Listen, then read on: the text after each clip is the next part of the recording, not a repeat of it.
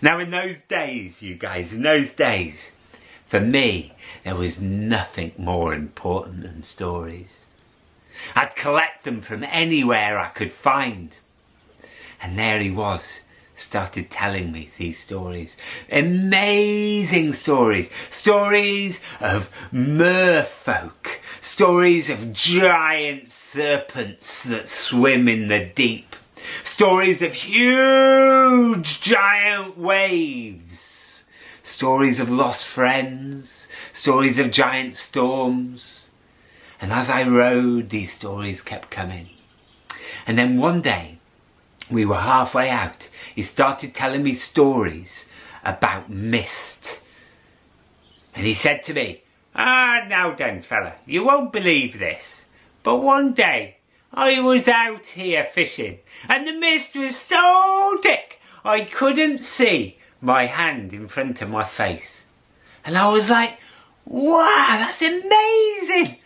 And he said, no, that's nothing at all. He said, one day I was out here fishing and I couldn't see me elbow in front of my face. And I was like, what? That's amazing. Wow. He said, no, that was absolutely nothing at all. He said, nothing at all. He said, one day I was out here fishing and I couldn't even see my nose in front of my eyes. I was like, what? That's outrageous. He said, but one day I was out fishing and I couldn't even see my eyebrows in front of my eyes. And I was like, no way, no way. He said, no, it's the truth. He said, on that day I climbed up the mast to see if I could see over the top of the mist.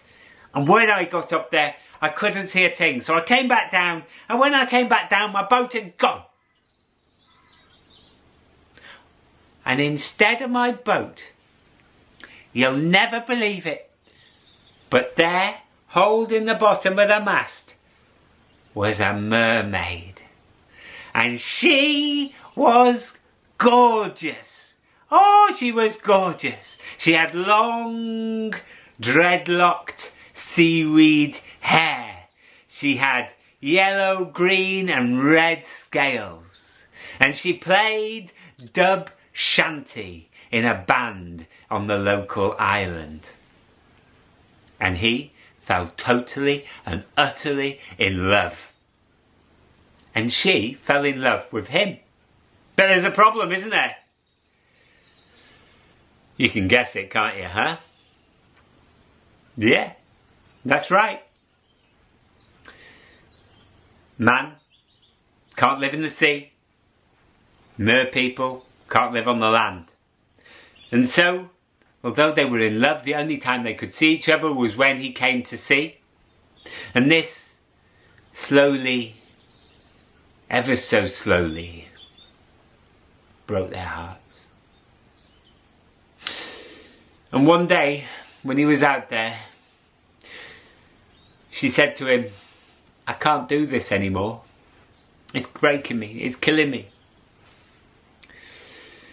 I'm going to swim away and you'll never see me again. Well, you will see me again, but one day. And the day that you will see me next is the day that you row your boat for the very last time out to sea. And with that, she dipped under the surface of the ocean and was gone from his life forever. Well, that put a bit of a damper on it, to be honest. And later that day we rowed back into the harbour and off I went. Now, the next day I came down and I couldn't see him at all. He wasn't there. The boat was there, but he had gone. He wasn't around. And I thought nothing of it. So I went to work and came back. Again, boat was there. No old fella, so I went home. And the next morning I came, the boat had gone as well. Anyway, I started asking around and nobody had seen him at all. And he'd gone. He'd rowed that boat for the very last time out to sea. To be with his mermaid and his true love.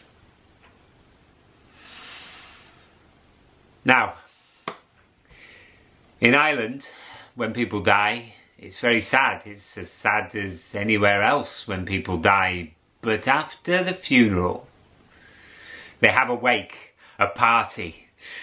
And in that party, I drank just a little bit, mind, not too much, but just a little bit too much whiskey. And there was dancing and singing, and the fiddles were playing and the whistles.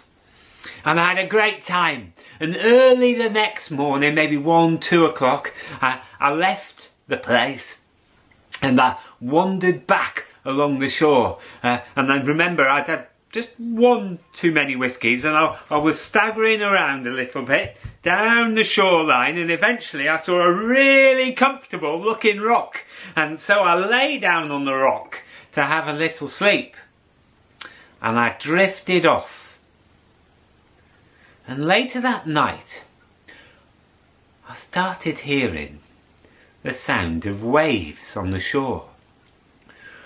Whoosh, whoosh.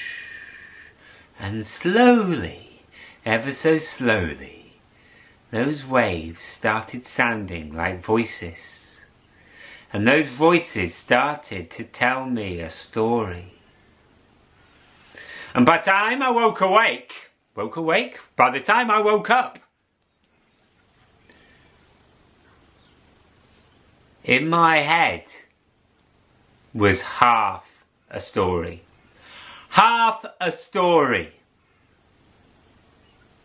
And I'm convinced it was the old fella telling me his last story, but playing a trick, just telling me half a story. Now, many years later, I learnt the other half. But that's the next part. Take care, everybody. See you soon. Bye!